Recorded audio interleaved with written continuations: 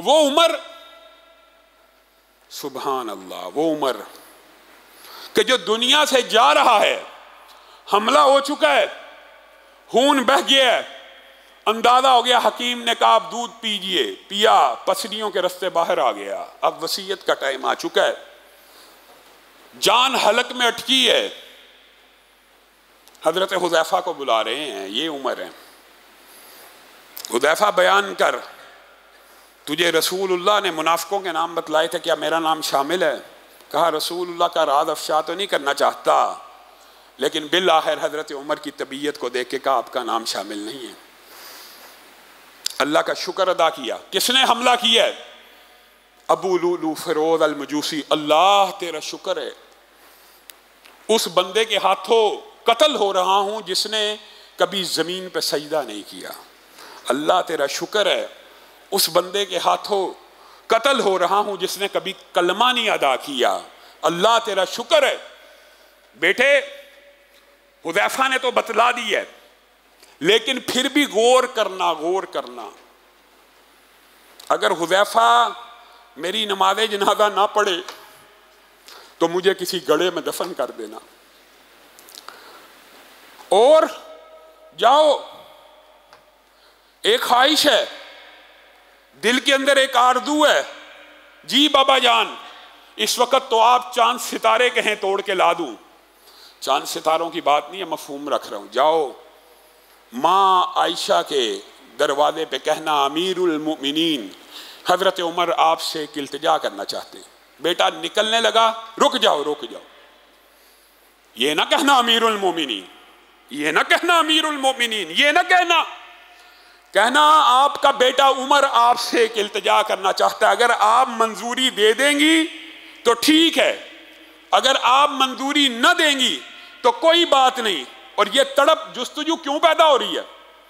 रसूलुल्लाह सल्लल्लाहु अलैहि वसल्लम की पूरी जिंदगी गुजर गई, रसूलुल्लाह के सामने कोई वाकया पेश किया जाता, आपके सामने गाय ने कलाम किया, भेड़िए ने कलाम किया, तो रसूलुल्लाह ने क्या जुमला कहा? लोगों ने कहा गाय भी कलाम करती है, क्या भेड़िया भी कलाम करता है? रसूलुल्लाह ने रहनुमा जुमले के कहा मैं मोहम्मद ईमान लेके आया, और अबू बकर ईमान लेके आए, और उमर ईमान लेके आए। अबू बकर उमर मौजूद थे। रसूलुल्लाह को उनके ऊपर ऐसा एतमाद और यकीन था, कोई वाकया होता लोग कहते क्या ये हो सकता है? रसूलुल्लाह कहते हाँ मैं मोहम्मद ईमान लेके आया। अबू बकर मौजूद नहीं होते थे, कहते अबू बकर ईमान लेके आया। उमर अपने घर में सोए हुए हैं, कहते उमर ईमान लेके आया। ये वो दोस्ती और कुर्बत है कि जो तड़प मौत के लम्हात में भी उमर के दिल में उमड़ उमड़ के आ रही है। मां आयशा को कहना उमर सारी जिंदगी आपके खामंद के साथ रहा, सारी जिंदगी मैं अबू बकर और मोहम्मद इकट्ठे रहे। आज दिल में ख्वाहिश है कि आखिरी दम में अल्लाह मुझे अपने इन दो साथियों के साथ दफन कर दे।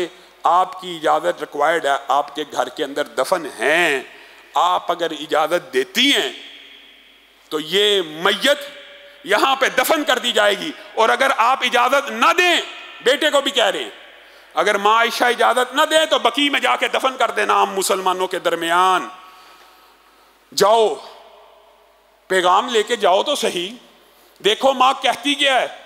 माँ आयशा के घर की दस्तक दी, अम्मी आयशा आपका बेटा यहाँ पे दफन होने की इजाज़त चाहता है। हजरत आयशा भी उस वक़्त जज्बात को कंट्रोल ना कर सकी और कहने लगी अल्लाह की कसम, एक मेरा बाप है, एक मेरा हामंद है, तीसरी जगह मैं आयशा ने अपने लिए रखी थी, अपने लिए, कि एक मेरा बाप है, एक मेरा हामंद है, एक ही कब्र की तकरीबन जगह बाकी है, वो मैंने अपने लिए रखी थी।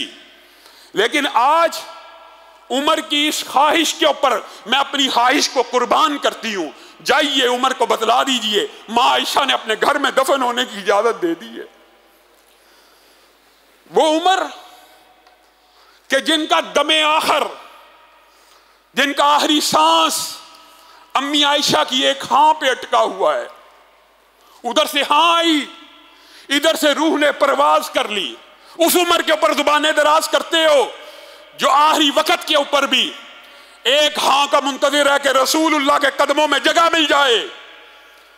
उस उम्र के ऊपर अगर तुम जुबानें दराज करते हो, तुम्हारी जुबानों को खींच डाला जाएगा।